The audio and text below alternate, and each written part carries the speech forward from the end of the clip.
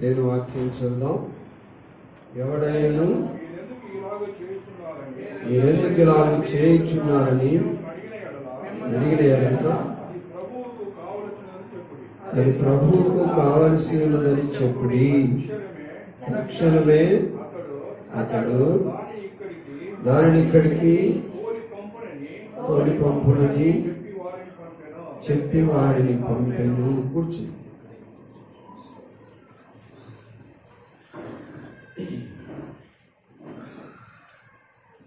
మహాగణుడు, మహోన్నతుడు, పరిశుద్ధుడు, సర్వాధికారి, సర్వశక్తివంతుడైనటువంటి మన దేవునికి స్తుతియు మహిమ ఘనత యుగాలు కలుగునుగాక. ఆమేన్. దేవుడు ఆశ్చర్యకరంగా మరొక నూతన మాసంలోనికి మనల్ని తీసుకుని వచ్చారు. నిజంగా ప్రతి క్షణం మనకు ఎలాగా ఉంటుందోనన్న భయము, భీతి, కలవరము. ఎందుకనగా ఈ లోకము అనేక రకాలైన వైరస్లతో నిండినది. వీటన్నిటి నుండి దేవుడు అనుక్షణం దినం మనల్ని కాపాడుతూ సంరక్షిస్తూ మరొక నూతన మాసాన్ని మనకు దేవుడు ఇచ్చినందుకు ఆయన ప్రత్యేకంగా మనము వందనాలు చెల్లించాలి. మన ప్రభువును, రక్షకుడు, పరిశుద్ధుడైన యేసయ్యకు స్తుతియు మహిమ ఘనత కలుగునుగాక. ఆమేన్. ఈరోజు మనము ఇక్కడ ఒక చక్కటి మాటల గురించి ధ్యానం చేస్తున్నాం. 11:3 ఎవడైనను మీరు ఎందుకు ఇలాగ చేయుచున్నారు మిమ్మల్ని అడిగిన ఎడల అది ప్రభువునకు కావలసి ఉన్నదని చెప్పుడి. కనుక ఈ రోజున మనము ధ్యానించేటువంటి మాట ఏంటి అంశం అంటే, ప్రభువుకు ఏం కావాలి అది మనం ధ్యానం చేయబోతున్నాం. కనుక ప్రభువుకు ఏం కావాలి, మన నుండి ప్రభు ఏం ఆశిస్తున్నారు. చాలాసార్లు ఈ వివరాలు మనకు తెలియనప్పుడు ఆయనకు ఇష్టం లేని మనం ఇస్తాం, ఇదే సరిపోతులేని మనం కొన్నిసార్లు అనుకుంటాం. తద్వారా ఆయన తృప్తి పడరు, అసంతృప్తి పడతారు. ఆయనకు కావాల్సింది, ఆయనకి ఇష్టమైంది, ఆయన ఏదైతే మన నుండి ఆశిస్తున్నారో దాన్ని మనం ఆయనకి ఇస్తే ఆయన సంతోషిస్తారు. అందుకొరకు దేవుని పిల్లలమైన మనము ఈ విషయాన్ని తెలుసుకోవటం నిజంగా చాలా అవసరం. ప్రభువుకు ఏమి కావాలి, ప్రభువుకు ఏం కావాలి అని ఆయన అడుగుచున్నారు మన నుండి అనేది మన ధ్యానాంశం. కనుక ఈరోజు మొట్టమొదటి సత్యాన్ని మనము దేవుని వాక్యపు వెలుగులో చూద్దాం. మొట్టమొదటి సత్యము 2 కొరింథీ పత్రిక 12వ అధ్యాయము 11వ మాట మనం చదువుదాం. 2 కొరింథీ పత్రిక 12:14 ఇదిగో ఈ మూడవసారి మీ యొద్దకు వచ్చుటకు సిద్ధముగా ఉన్నాను. వచ్చినప్పుడు మీకు భారముగా ఉండను. మీ సొత్తును కాదు మిమ్మునే కోరుచున్నాను. ఇక్కడ ఒక ప్రశ్న మనం వేసుకోవాలి. మనది కావాలా దేవునికి, లేక మనమే కావాలా అన్నది మన ప్రశ్న. యేసయ్యకు కావలసినవేంటి అది మనం ధ్యానం చేస్తున్నాం. కానీ ఇక్కడ 2 ఉన్నాయి. ఒకటి మనదా, లేకపోతే మనమా. కనుక మనది అంటే ఎన్నో ఉంటాయి. ధనం ఉంటుంది, ఆస్తిపాస్తులు ఉంటాయి, ఎన్నో ఉంటాయి. అందుకనే ఇక్కడ పౌలు గారు చక్కటి మాట కొరింథీ సంఘానికి చెప్తూ ఉన్నారు. ఏమని? మీ సొత్తును కాదు మిమ్మునే కోరుచున్నాను. మీ సొత్తు నాకు అవసరం లేదు, మిమ్మునే కోరుచున్నాను అని ఇక్కడ దేవుని యొక్క వాక్యము సెలవిస్తుంది. కాబట్టి యేసుక్రీస్తు ప్రభు కావలసింది ఏంటి అంటే, మనకున్నది కాదు, మనమే ఆయనకు కావాలి. మనమే ఆయనకు కావాలి. ఎఫెసీ పత్రిక 1:6 మనం చూస్తే ఎఫెసీ పత్రిక 1వ అధ్యాయము 6వ వాక్యం, ఎట్లనగా తన ప్రియుని యందు తాను ఉచితముగా మనకు అనుగ్రహించిన తన కృపామహిమకు కీర్తి కలుగునట్లు తన చిత్త ప్రకారమైన దయా సంకల్పము చొప్పున యేసుక్రీస్తు ద్వారా తనకు కుమారులనుగా స్వీకరించుటకై మనలను ముందుగా తన కొరకు నిర్ణయించుకొని మనము తన ఎదుట పరిశుద్ధులమును నిర్దోషులమునై ఉండవలనని జగత్తు పునాది వేయబడక మునిపే ప్రేమ చేత ఆయన క్రీస్తులో మనలను ఏర్పాటు చేసుకున్నాడు. కనుక మన కోసం ఇక్కడ మనం చాలా స్పష్టంగా చూస్తాం, మనలను ఏర్పరచుకొనవలెనని. ఏం చేయాలని? మనలను ఏర్పరచుకోవాలని. ఎవరి కోసము? తన కోసము. తన కోసము మనలను ఏర్పాటు చేసుకోవాలని జగత్ పునాది వేయబడక మునిపే ప్రేమ చేత ఆయన మనల్ని ఏం చేశాడు? ఏర్పాటు చేసుకున్నాడు. జగత్ పునాది వేయబడక మునిపే ప్రేమ చేత ఆయన మనల్ని ఏర్పాటు చేసుకున్నట్లు దేవుని పిల్లలు మనం చూస్తాం. అందుకోసము దేవునికి కావాల్సింది ఏంటంటే మంది కాదు. ఎవరు కావాలి? మనమే కావాలి. తనకు కుమారులుగా స్వీకరించుటకై మనల్ని ముందుగా తన కోసము నిర్ణయించుకున్నాడు. తన కోసము మనది నిర్ణయించుకున్నాడా? మనది మనకున్నది కాదు. తన కోసము ప్రేమ చేత మనలను ముందుగానే ఏర్పాటు చేసుకొని నిర్ణయం చేసుకున్నాడు. మనం కావాలి దేవునికి. కనుక మనం కాకుండా మనం ఏదేదో ఇచ్చి దీంతో అడ్జస్ట్ అవ్వు. నేను చాలా బిజీలో ఉన్నాను. చాలా మంది కానుకలు ఇచ్చి పంపుతారు. కానుకలు ఈ కానుకలు డబ్బులు వేసి పాస్టర్ గారు చెప్పండి నా కోసం ప్రార్థన చేయాలి. కనుక నేను బిజీలో ఉన్నాను, నేను రాలేను కాబట్టి ఇది కానుక నాది పంపిస్తున్నాను, ఇది నా సొత్తు నేను పంపిస్తున్నాను అంటారు.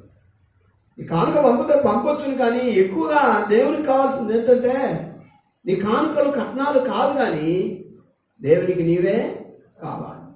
నీ అంతటా నీవే దేవుని దగ్గరికి వచ్చి దేవునికి కనపడాలి.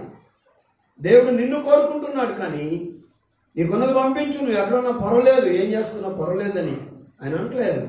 అందుకొరకే దేవుని పిల్లమైనటువంటి మనము ఎవరు కావాలి? దేవునికి మంది కావాలా, లేకపోతే మనకున్నది కావాలా అని మనము గ్రహించినప్పుడు దేవుని పిల్లమైన మనము తెగమక పడతాం. అందుకని యేసయ్య అంటున్నాడు, మీకున్నది నాకు అవసరం లేదు, మీకున్నది నాకు అవసరం లేదు. ఎవరు కావాలి? మీరే కావాలి. అందుకనే మీ కొరకు నేను జగత్ పునాది వేయబడక మునిపే యేసుక్రీస్తు ద్వారా కుమారులనుగా మిమ్మల్ని నేను స్వీకరించుటకై మనలను ముందుగా తన కోసము నిర్ణయించుకొని మనము తన ఎదుట పరిశుద్ధులమును నిర్దోషులమునై ఉండవలెనని జగత్ పునాది వేయబడక మునిపే ప్రేమ చేత ఆయన క్రీస్తులో మనలను ఏర్పాటు చేసుకున్నాను. ఈరోజు గ్రహించితే నన్ను నేను మిమ్మల్ని మీరు దేవునికి అర్పించుకోవాలి. నేను దేవునికి కావాలి, కానీ నాకున్నది కాదు. కొన్నిసార్లు మనకు ఉన్నది ఇచ్చేసి మనం దేవునికి దూరం అవుతాం, దేవుని కొరకు బ్రతకం మనం. కానీ దేవుడు ఈరోజు అనేది ఏంటంటే నీకున్నది నాకు అవసరం లేదు, నీవే నాకు కావాలి. నువ్వెక్కడో ఉండి నువ్వేమో చేస్తూ నేను బిజీ, నేను నీ దగ్గరికి రాలేను, నాకున్నది ఇస్తాను అని అంటే అది నాకు, దాంతో నేను తృప్తి పడను. ఈరోజు నీవు నాకు కావాలి. నువ్వెంత బిజీలో ఉన్నా, ఎంత రాలేనటువంటి పరిస్థితిలో ఉన్నా నీవు నాకు కావాలి. నేను నీ కోసమే నిర్ణయం చేసుకున్నాను. కాబట్టి చాలా శ్రేష్టమైనటువంటి మాట. యెషయా గ్రంథంలో కూడా 53వ అధ్యాయంలో ఆయన చేసిన యాగము త్యాగము అంతా కూడా ఎవరి కొరకు అంటే మన కోసమే. కాబట్టి ఆయన 5వ వాక్యం చూద్దాం. మన అతిక్రమ క్రియలను బట్టి అతడు గాయపరచబడెను, మన దోషములను బట్టి నలుగగొట్టబడెను, మన సమాధానార్థమైన శిక్ష అతని మీద పడెను, అతడు పొందిన దెబ్బల చేత మనకు స్వస్థత కలుగుచున్నది. కనుక యెషయా గ్రంథంలో 53:5 మనము చదివిన ప్రకారము ఆయన మన కోసం యాగమైపోయాడు.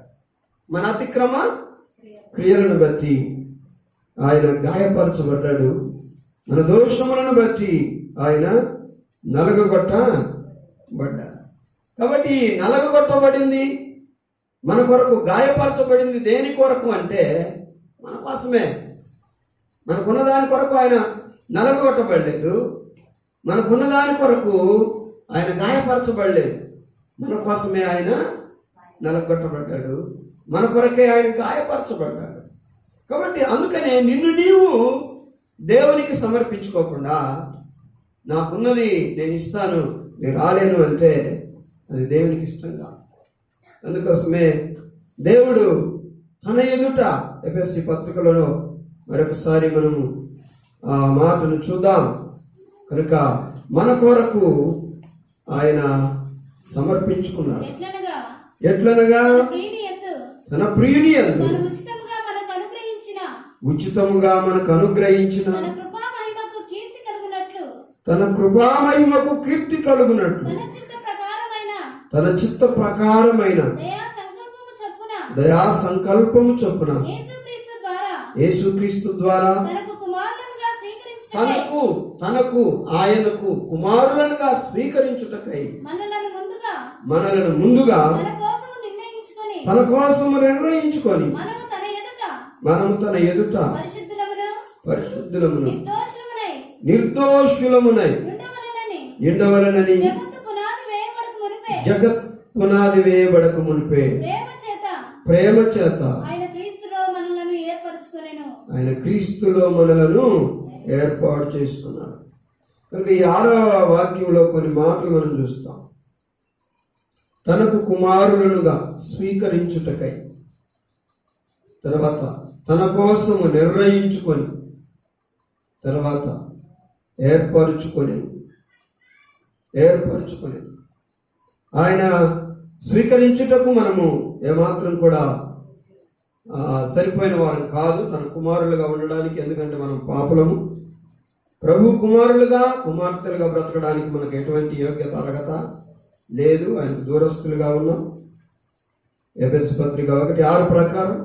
తర్వాత అందుకొరకే ఆయన ఏం చేస్తున్నాడంటే క్రీస్తు ద్వారా మనలను తనకు కుమారులనుగా స్వీకరించాలని మనలను ముందుగా తన కోసము నిర్ణయించుకొని ఏం చేస్తున్నాడు? ఏర్పాటు చేసుకున్నాడు. ఇక ఆయన స్వీకరించుకొని నిర్ణయించుకొని ఏర్పాటు చేసుకున్నాడంటే ఎలా ఉండాలి? మనం పరిశుద్ధులుగా ఉండాలి. అందుకని ఎఫెసీ 5:27 మనం చూస్తాం. ఆయన ఏం చేశారు? అటువలే క్రీస్తు కూడా సంఘమును ప్రేమించి అది కలంకమైనను ముడతైనను అతిని మరి ఏదైనను లేక పరిశుద్ధమైనది గాను నిర్దోషమైనది గాను దానిని మహిమగల సంఘముగాను ఆయన తన ఎదుట దానిని నిలవబెట్టుకొనవలెనని వాక్యముతో ఉదక స్నానము చేత దానిని పవిత్రపరిచి పరిశుద్ధపరచుటకై దాని కొరకు తను తాను అప్పగించుకునేను. కాబట్టి ఎఫెసీ 1:6 మనం ఏం చేసామంటే ఆయన కుమారులుగా ఉండాలంటే, ఆయన కుమార్తెలుగా మనం ఉండాలి అంటే మనల్ని ఆయన ఏం చేస్తున్నాడు? తన ముందు నిలవబడడానికి యోగ్యులుగా అర్హులుగా మనల్ని పరిశుద్ధపరుస్తూ ఉన్నాడు.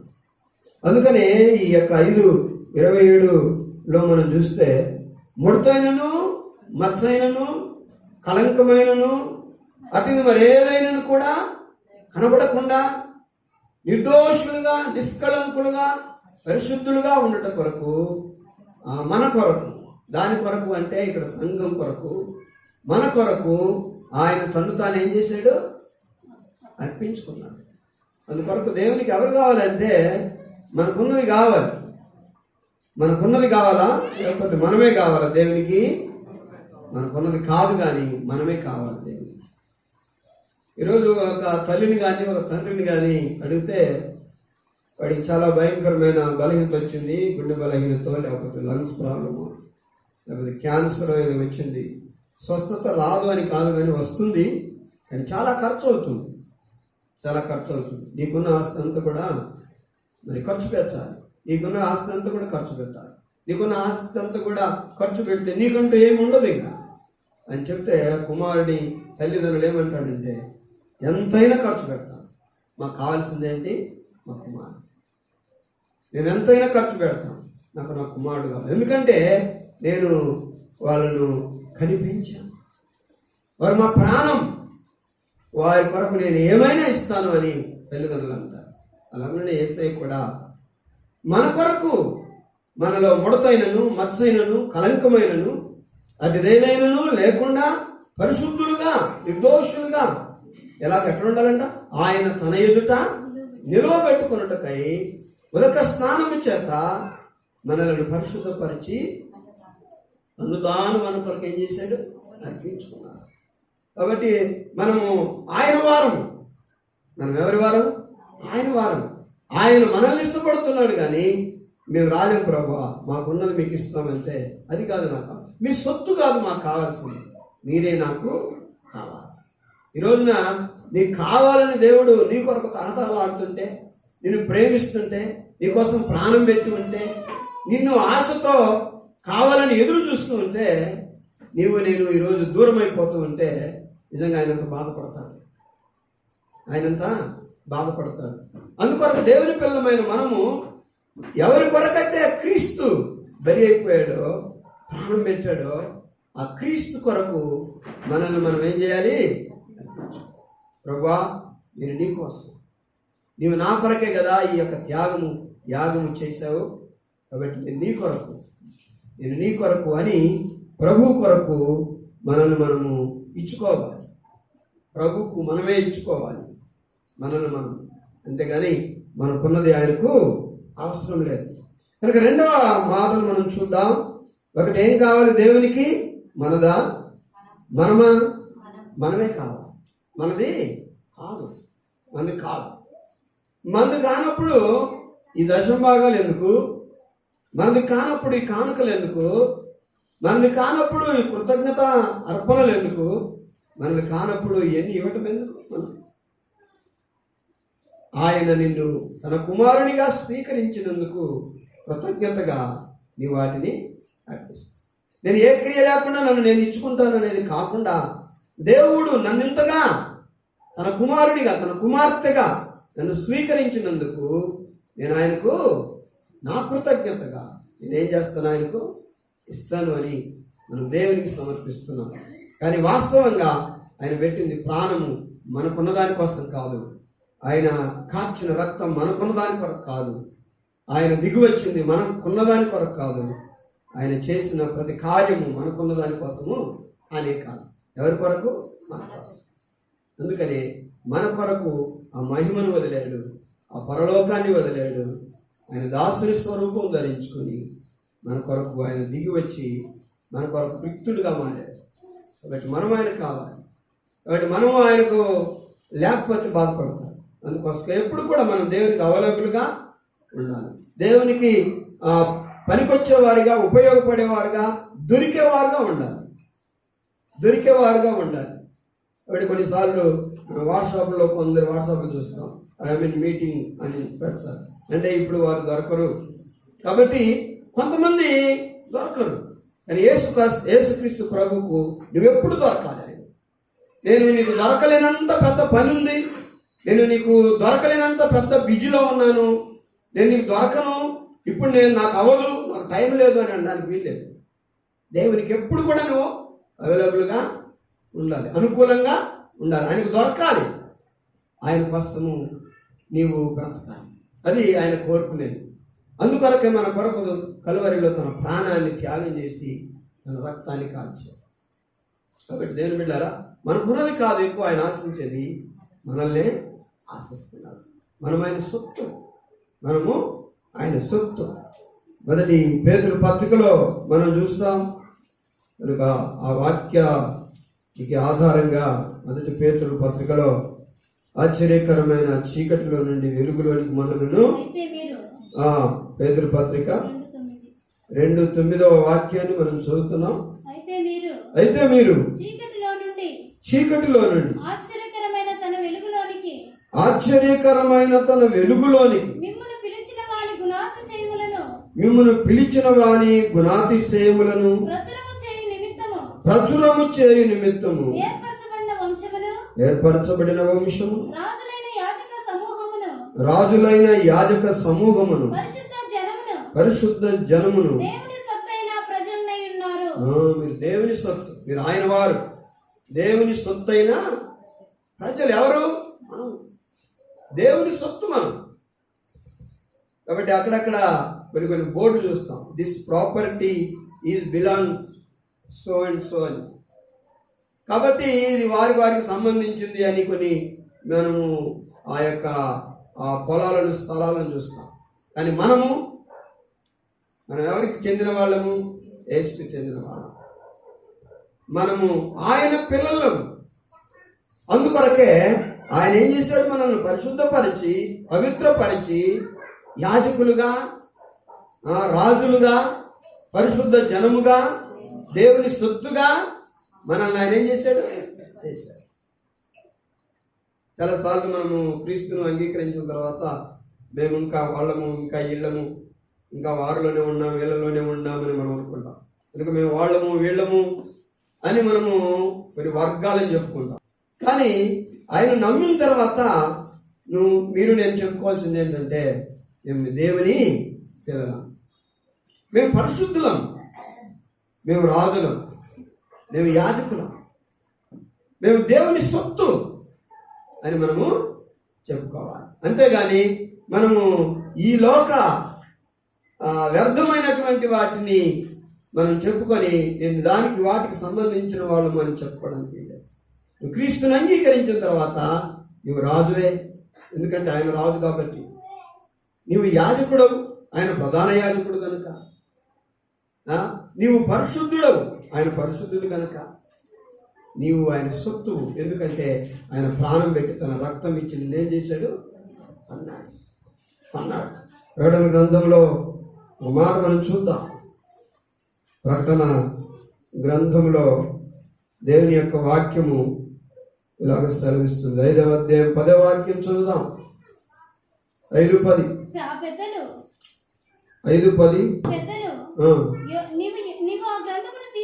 నీవు ఆ గ్రంథమును తీసుకొని నీవు దాని ముద్రలను విప్పుటకు యోగ్యుడవు. నీవు వధింపబడిన వాడవై రక్తం ఇచ్చి ప్రతి వంశములోను, ఆయా భాషలు మాట్లాడు వారిలోను, ప్రతి ప్రజలోను, ప్రతి జనములోను దేవుని కొరకు మనుషులను ఏం చేశావు? కొని మా దేవునికి వారిని ఒక రాజ్యముగా, యాజకులను గాని ఏం చేశావు? దేవునికి స్తోత్రం. ఆయన కొన్నాడు మనల్ని, తన రక్తం ఇచ్చి కొన్నాడు. కొని ఏం చేశాడు? ఆయనకు ఒక రాజ్యంగా చేశాడు. మనం ఇంకొక మాట చెప్పాలంటే మనం ఎవరు అంటే క్రీస్తు రాజ్యం. మనం ఎవరు? క్రీస్తు రాజ్యం. ఇప్పుడు మనుషులేని రాజ్యం అనరు, మనుషులు ఉన్న రాజ్యాన్ని రాజ్యం అంటారు. కాబట్టి మనము క్రీస్తు రాజ్యం, ఎందుకంటే క్రీస్తు తన రక్తంనిచ్చి మనల్ని కొన్నాడు. అందుకోసమే మనము ఆయన కావాలి. మన కొరకు ఎన్నో ప్రయత్నాలు చేశాడు, ఎన్నో రీతులుగా యాగం చేశాడు. కాబట్టి మనం ఆయన కావాలి. మనం కాకుండా ఈ లోకంలో ఏది ఆయనకు అవసరము లేదు.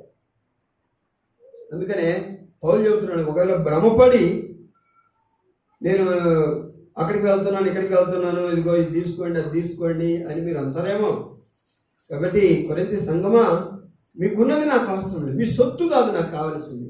ఎవరు కావాలి? మీరే నాకు కావాలి. యేసయ్య కూడా ఈరోజు ఏమనేదంటే, నేను మిమ్మల్ని కొన్నాను కనుక మీరే నాకు కావాలి, కానీ మీకున్నది నాకు అవసరం లేదు. కాబట్టి ఏంటి? యేసుకు ఎవరు కావాలి? మనదా మనమా? మనదా మనమా? యేసుకు కావాల్సింది మనమే కావాలి, మనమే ఆయనకు కావాలి. రెండవది, దేవుని యొక్క వాక్యము మనం చూద్దాం. ఏం కావాలి యేసయ్యకు అనేది. యెషయా గ్రంథం 1వ అధ్యాయం 12వ వాక్యం చూద్దాం.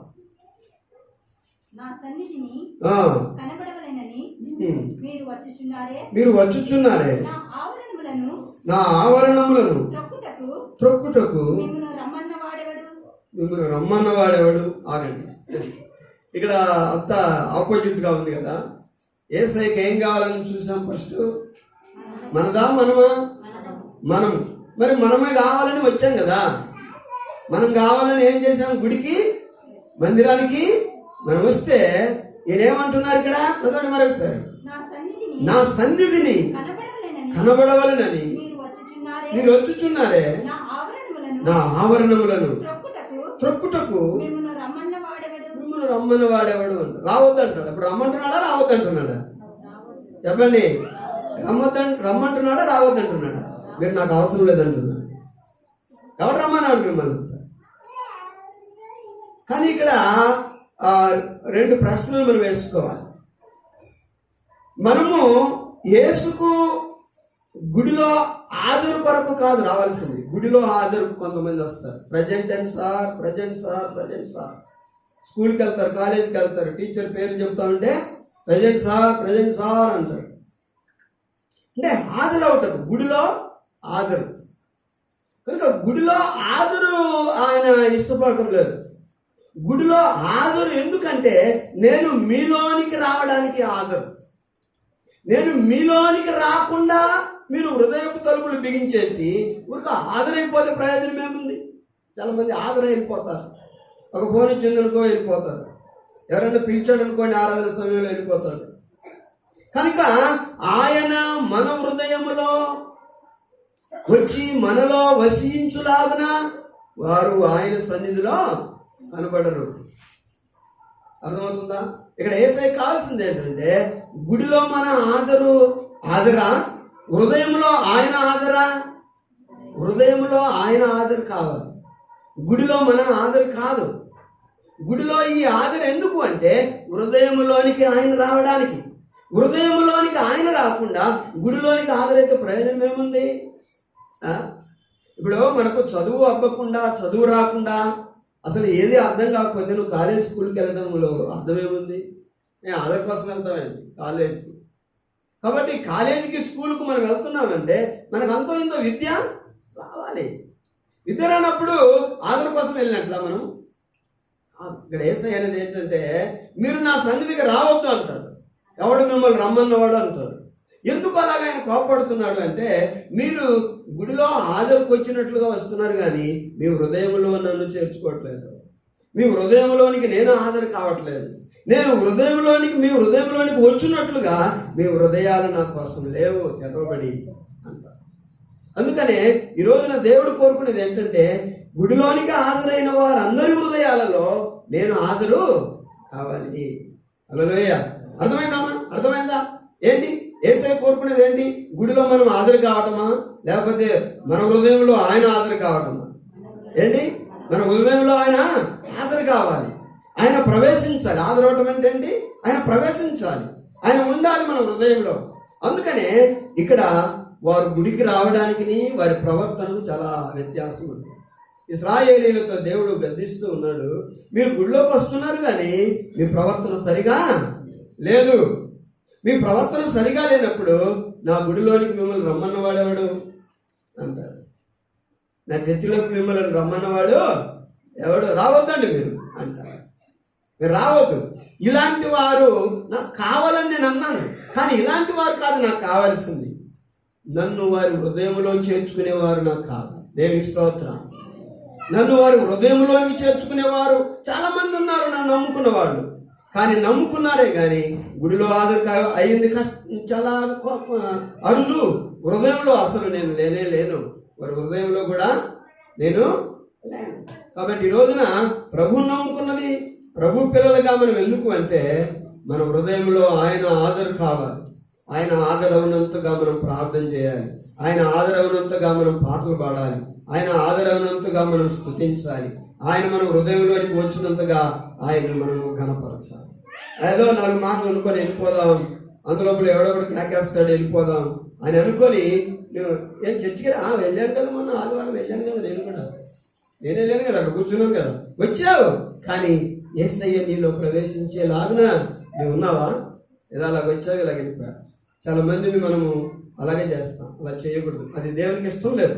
గుడిలో మీ ఆదరణను నేను ఇష్టపడలేదు, కానీ మీ హృదయంలో నేను రావాలని ఇష్టపడుతున్నాను. మీ హృదయంలోనికి నేను రావాలని ఇష్టపడుతున్నాను. మరియ మార్తలను మనం చూస్తాం, మరియ గారిని మార్త గారిని. కనుక అసలు మొట్టమొదటిగా యేసయ్యను ఆహ్వానించింది ఎవరు అంటే మార్త గారే. రండి ప్రభువా వచ్చి కూర్చోండి అని లూకాసు వార్త 10:38 మనం చూస్తాం. కాబట్టి ఆమె కూర్చోబెట్టి ఆ మార్త గారు ఏం చేశారంటే విస్తారమైన పనులు పెట్టుకున్నారు. ఇప్పుడు యేసుక్రీస్తు ప్రభు మరియకు దూరంగా లేరు, మార్తకు దూరంగా లేరు. మరియ మార్తల ఇంట్లోనే ఉన్నాడు. కానీ యేసుక్రీస్తు కొరకు జీవించిన జీవితాలను, వ్యత్యాసాలను మనం ఇక్కడ చూస్తాం ఇద్దరిలో. కనుక మార్త పిలిచారు, ఆయన కూర్చోబెట్టారు, కానీ జరిగింది ఏంటంటే ఆమె తన పనులలో ఉన్నారు. ఎవరిని వదిలి? యేసయ్యను వదిలి యేసయ్యను అక్కడ కూర్చోబెట్టి ఆమె తన పనిలో ఉన్నారు, తన పనిలో నిమగ్నమై ఉన్నారు. మరి ఈ లోపల మరియ వచ్చింది. యేసయ్యను చూసిన వెంటనే ఆమె యేసయ్య పాదాల దగ్గర కూర్చుంది. పని చేయొచ్చు కదా, పనికి వెళ్ళలేదు.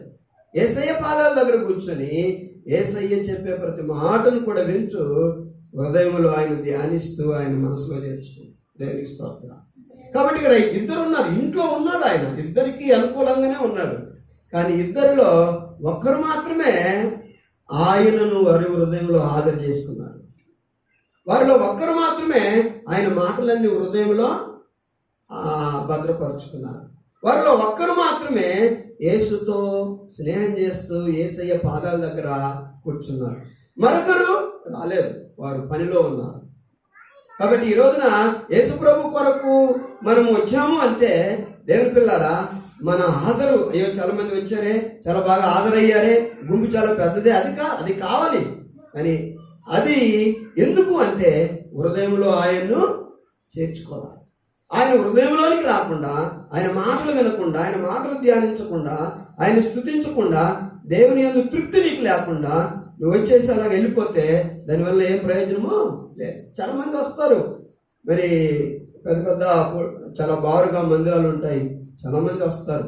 వస్తే కొంతమంది వాక్యము వినడానికి అనుకూలంగా, గ్రహించడానికి అనుకూలంగా ఉండేలాగా కూర్చుంటారు. కొంతమంది అయితే వచ్చాం కదా ఎక్కడ కూర్చొని పోతే ఏముందిలే అని ఎక్కడో కూర్చుంటారు. కొన్ని వింటారు, కొన్ని వినరు, మధ్యలో లేచిపోతారు, వెళ్ళిపోతారు. వాళ్ళందరూ కూడా గుడికి హాజరైన వాళ్ళే, కానీ యేసయ్యను హృదయంలో చేర్చుకునడానికి వచ్చిన వాళ్ళు కానీ ఈరోజు యేసయ్య ఎందుకు ఆ మాట అంటున్నాడంటే చాలా బాధాకరమైన మాట కదా. నా గుడికి రమ్మన్నవాడు ఎవడు అంటాడు, నా మందిరానికి మిమ్మల్ని రమ్మన్నవాడు ఎవడు? నేను రమ్మన్నానా? ఇలాంటి వారు నాకు అవసరం లేదంటారు. ఇలాంటి వారు నాకు అవసరము లేదు. మీ క్రియలు సరిగా లేవు, మీ జీవితం సరిగా లేదు, మీ బ్రతుకులు సరిగా లేవు. మీరు నా గుడిలోనికి రావాలి, నేను మీ హృదయంలోనికి రావాలి అంటే మీరు మీ చెడు ప్రవర్తన అంతా కూడా ఏం చేయాలి? మార్చుకోవాలి. మీ చెడు ప్రవర్తన అంతా కూడా మార్చుకొని అప్పుడు మీరు వస్తే మీలో నేను హాజరవుతాను, నేను మీలో హాజరవుతాను. కనుక యేసయ్య మనలోనికి రాకుండా మనం ఎన్ని చేసినా వ్యర్థమే,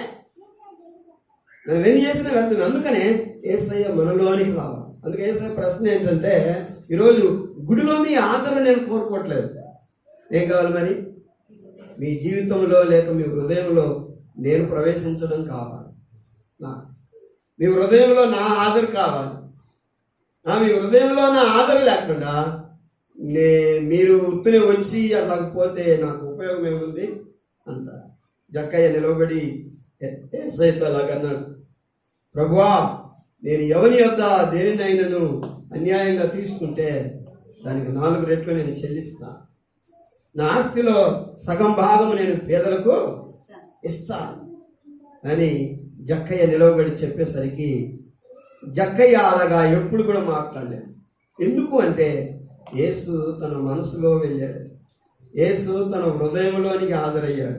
తన ఇంటిలోనికే కాదు, తన హృదయంలో, తన జీవితంలోనికి కూడా యేసయ్య వెళ్ళాడు. కనుకనే యేసయ్య ముందు నిలవబడి మార్పు కలిగిన మాటలు మాట్లాడుతున్నాడు, మారిన మాటలు మాట్లాడుతున్నాడు. ఇదివరకు ఎప్పుడూ అలాగ మాట్లాడలేదు. అందుకే యేసయ్య చక్కటి మాటలు ఉన్నాయి.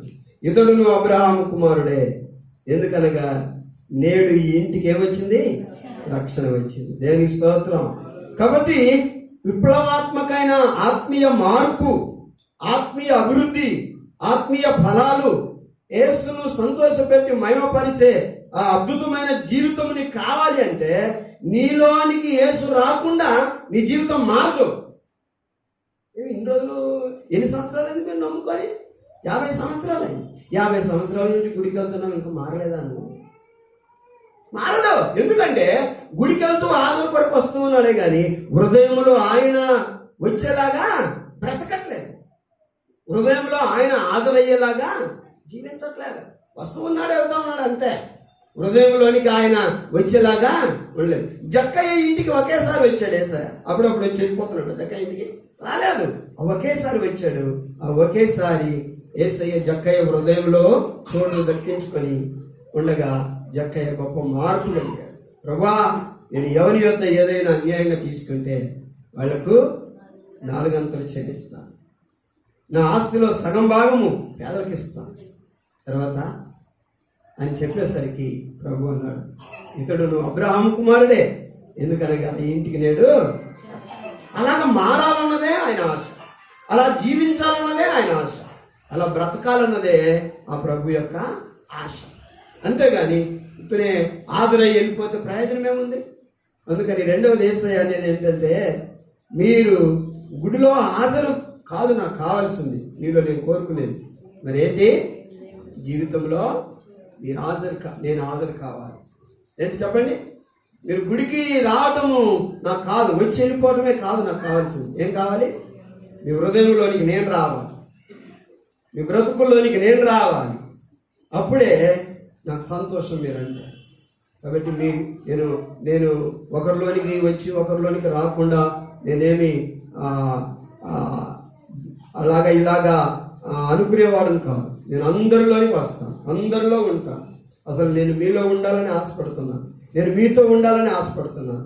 కాబట్టి నన్ను ఎంతమంది అయితే కోరుకుంటారో, ఎంతమంది అయితే నన్ను ఇష్టపడతారో వారిలోనికి నేనేం చేస్తాను? వస్తాను.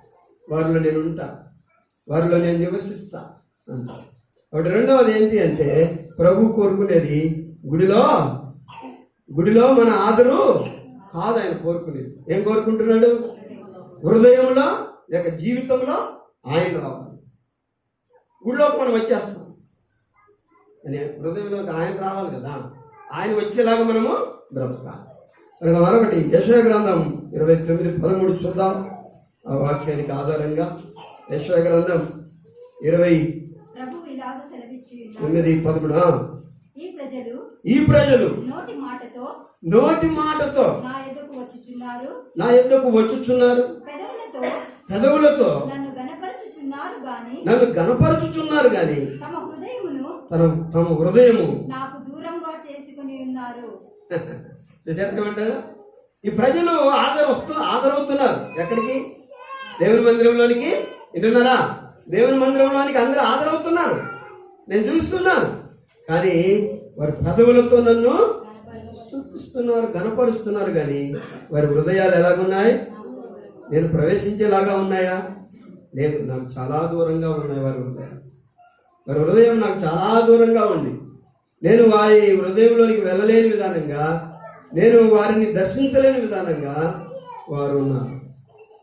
అందుకని ప్రభు అంటాడు, మిమ్మల్ని నా ఆలయానికి రమ్మన్నవాడు ఎవడు నాకు ఇష్టం లేదు మీరు రావటం అంటాడు. కాబట్టి ప్రభువుకు ఇష్టం లేక మనం ఆయన ఆలయంలోనికి వెళ్ళకపోతే ఎంత బాధ. అందుకని దావీదు భక్తుడు 51వ కీర్తనలో అంటారు, దేవుని మాట వాక్యం, నీ పరిశుద్ధాత్మను నా యొద్ద నుండి 11వ వాక్యం 51:11 నీ సన్నిధిలో నుండి నన్ను త్రోసివేయకుము, నీ పరిశుద్ధాత్మను నా యొద్ద నుండి తీసివేయ. ఏంటి? నీ సన్నిధికి రాకుండా ఏం చేయొద్దు, నన్ను త్రోసివేయద్దు. సన్నిధికి రావాలి, గుడికి రావాలి. ఇక్కడ బ్రతిమలాడుకుంటా నీ సన్నిధికి రాకుండా నన్ను త్రోసివేయవద్దు. నీ పరిశుద్ధాత్మ నాలో హాజరైంది, నాలో హాజరైన నీ పరిశుద్ధాత్మ, నాలో నివసిస్తున్న నీ పరిశుద్ధాత్మ. కొరింథీ పత్రిక 3:16 మీరు దేవుని ఆలయమైనయు దేవుని ఆత్మ మీలో నివసిస్తున్నారని మీరు ఎరగరా? కాబట్టి దేవుని ఆత్మ మనలో హాజరయ్యాడు, దేవుడు మనలో హాజరయ్యాడు. హాజరైన దేవుణ్ణి మనం పోగొట్టుకోకూడదు. ఆయన ఎప్పుడు కూడా మనలో ఉండునట్లుగా మనం బ్రతకాలి. ఒకవేళ ఆయన మనలో హాజరు కాకపోతే ఆయన లేనివారుగా మనల్ని ఆయన ఏమంటారంటే, ఎన్ని రోజులు నీవు వచ్చిన నేను నీలోనికి వచ్చినట్లుగా నువ్వు బ్రతకవు, నీ వచ్చుట ప్రయోజనం ఏముంది అని అంటాడు ఆయన. నువ్వు నీలో ఆయన హాజరు లేనే లేవు. అందుకోసము దేవుని పిల్లారా, ఈ ప్రజలు పెదవులతో నన్ను ఏం చేస్తున్నారు, అరే మరి పాడుతున్నారే, బల దేవుని స్తుతిస్తున్నారే, బల ఆరాధన చేస్తున్నారే అని అనిపిస్తుంది. కానీ వారి హృదయం నాకు చాలా మంది ఇక్కడే ఉన్నట్లే ఉంటారు. వారి మనసులు ఎక్కడో వెళ్ళిపోయి ఉంటారు. వారు ఇక్కడే ఉన్నట్లే ఉంటారు, వారి బాడీ ఇక్కడే ఉంటుంది, కానీ వారి మనసు ఎక్కడికో వెళ్ళిపోయి ఉంటుంది. ఏ ఊరికి వెళ్ళిపోయిందో, ఏ మనిషి కోసం వెళ్ళిపోయిందో, ఏ ఇంటి దగ్గరికి వెళ్ళిపోయిందో, లేకపోతే ఉద్యోగంలో ఉన్న సమస్యల మీదకి వెళ్ళిపోయింది, ఎక్కడికి వెళ్ళిపోయిందో తెలియదు. కానీ ఇక్కడ మన ప్రాణాత్మ శరీరాలను ప్రభు మీదనే మనం ఏంటంటే పెట్టి లక్ష్య పెట్టి ఆయన మాటలను విని ఆయన ఆరాధించాలి. కాబట్టి 2 ధ్యానం చేస్తాం. ఒకటి నేను మీకు చెప్తాను, ప్రభుకు ఏం కావాలి, మనదా మనమా? చెప్తున్నారు అందరూ, మనదా మనమా? మనమే కావాలి, మంది కాదు. రెండవది, ప్రభుకి ఏం కావాలి, గుడిలో మన హాజరా, హృదయంలో లేక జీవితంలో ఆయన హాజరా? మన జీవితంలో ఆయన హాజరు కావాలి. గుడిలో మనం హాజరవ్వటం కాదు. గుడికి వెళ్ళొచ్చావు కానీ హృదయంలో ఆయన హాజరు జరిగిందా? ఈ హాజరు కొరకు ఒకటి వేసుకొని వచ్చావా అంటే ఆయన హాజరు రావా? చాలా మంది కాలేజ్ స్టూడెంట్లు ఏం చేస్తారంటే అలా కాలేజీకి వెళ్ళి ఇలా వచ్చేస్తారు. కాబట్టి ఆ యొక్క టీచర్ చెప్పేటువంటి లెక్చర్స్ వారు వినరు. కాబట్టి అలాగనే ఇలాగ వస్తారు, హాజరు వేసుకొని వచ్చేస్తారు. అలా కాదు, మనము దేవుని మందిరానికి రావాలి. యేసయ్య మన జీవితంలో ప్రవేశించున్నట్లుగా మనం బ్రతకాలి. మూడవది నేను చెప్పి మనము ముగిద్దాం. దేవుని యొక్క వాక్యంలో యెషయా గ్రంథంలో 1:14 మనం చదువుదాం. యెషయా గ్రంథం 1:14. ఉత్సవములను నియామక కాలములను నాకు హేయములు, అవి నాకు బాధాకరములు, వాటిని సహింపలేక విసిగి ఉన్నాను. మీరు మీ చేతులు చాపునప్పుడు మిమ్మల్ని చూడక నా కన్నులు కప్పుకొందును. మీరు బహుగా ప్రార్థన చేసినను నేను వినను. మీ చేతుల రక్తముతో నిండి ఉన్నవి, మిమ్మల్ని కడుగుకొనుడి, శుద్ధి చేసుకొనుడి.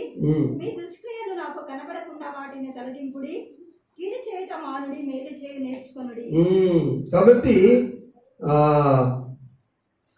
చాలా విసిగిపోయాను అంటారు ఇక్కడ ప్రభు. ఏమంటారు?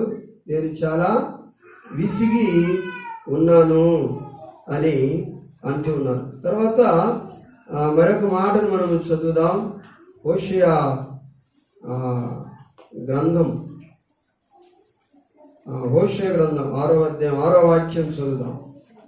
హోషేయ గ్రంథం 6:6. నేను బలిని కోరను గాని కనికరమునే కోరుచున్నాను.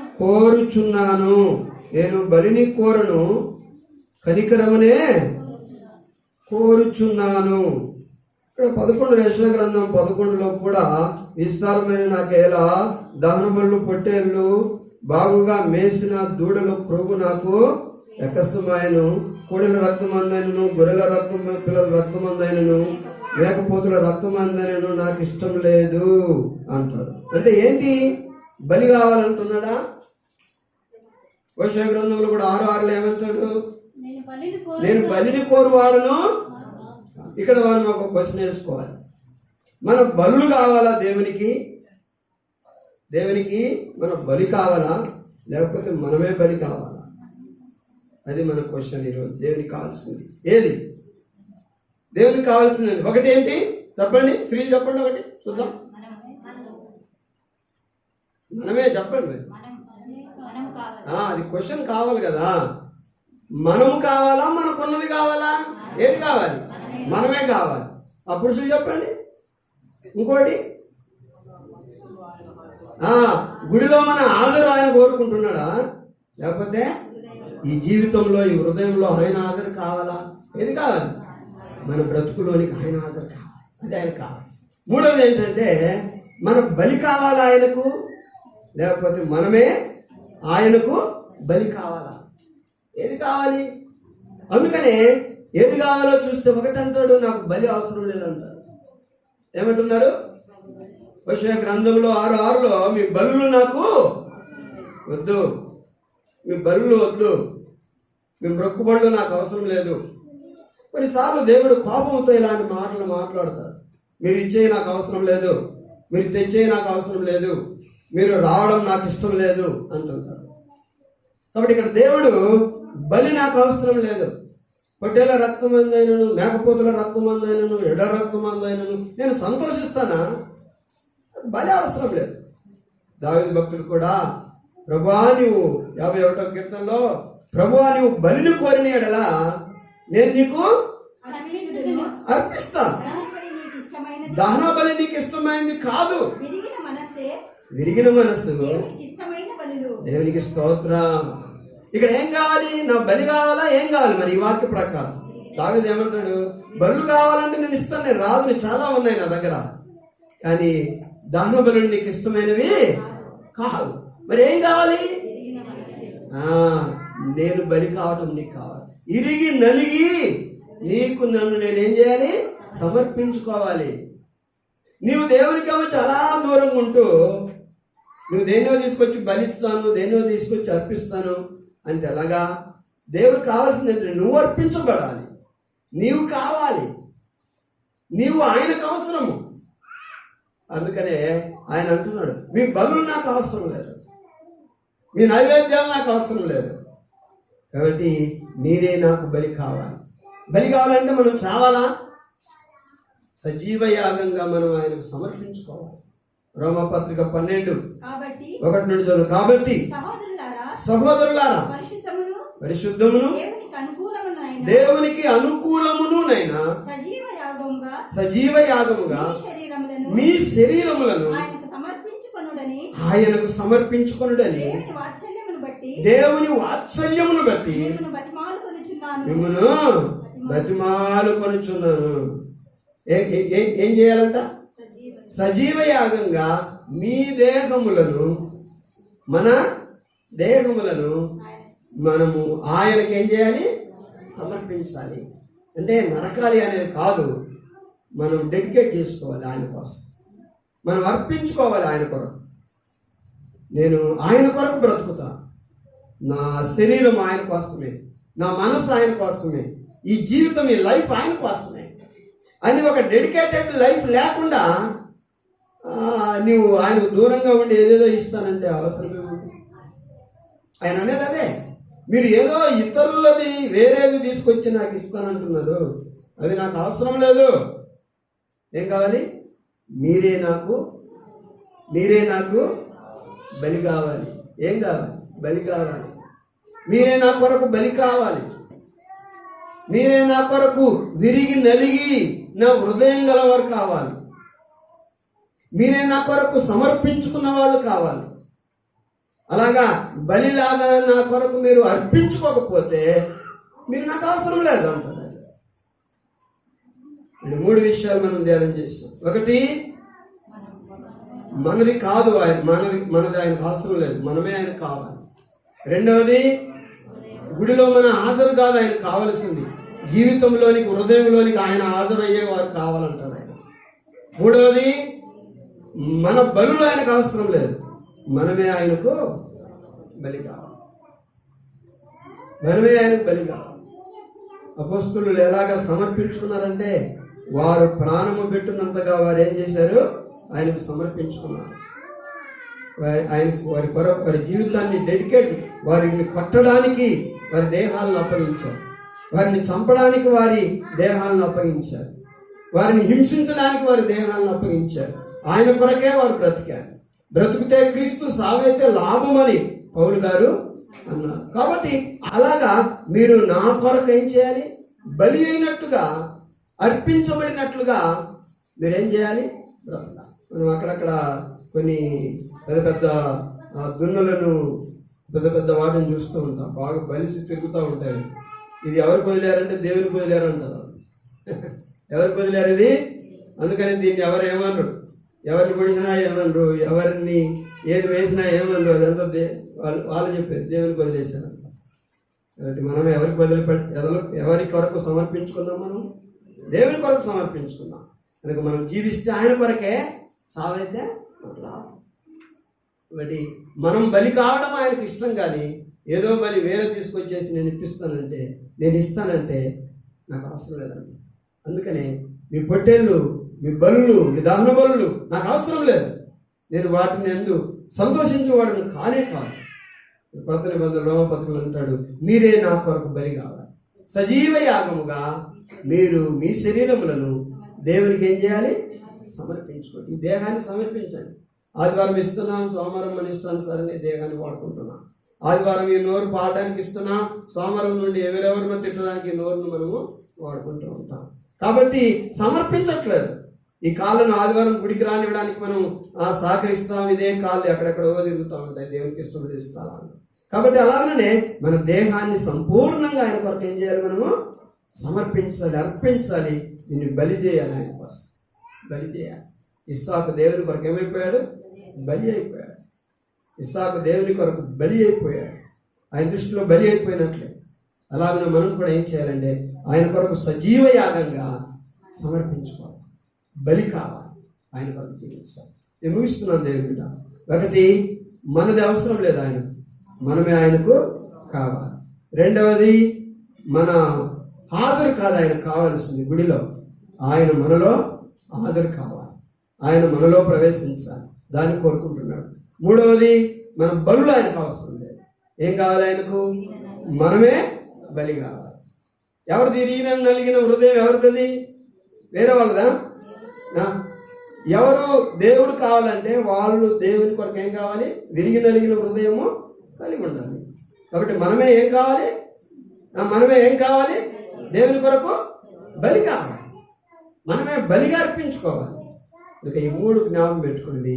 అవును ప్రభువా, నైనా నేనే నీకు కావాలంటున్నావు, నా కొరకు నీ ప్రాణాన్ని పెట్టావు, నీ రక్తం కార్చావు ప్రభువా. నేను గుడిలో ప్రవేశించటము కంటే కూడా నా హృదయంలోనికి మీరు రావటం ఇష్టపడుతున్నారు. అయ్యా, నా జీవితంలోనికి రండి, నన్ను మార్చండి ప్రభువా. మూడవది, ప్రభువా, నేను ఏవేవో తీసుకుని వచ్చి నిన్ను సంతోషపెట్టలేను, కానీ నన్ను నేనే అర్పించుకొని నిన్ను స్తుతిస్తున్నాను అని మనం ప్రార్థన చేద్దాం. అలాంటి కృప దేవుడు మనందరికీ అనుగ్రహించును గాక. ఆమేన్.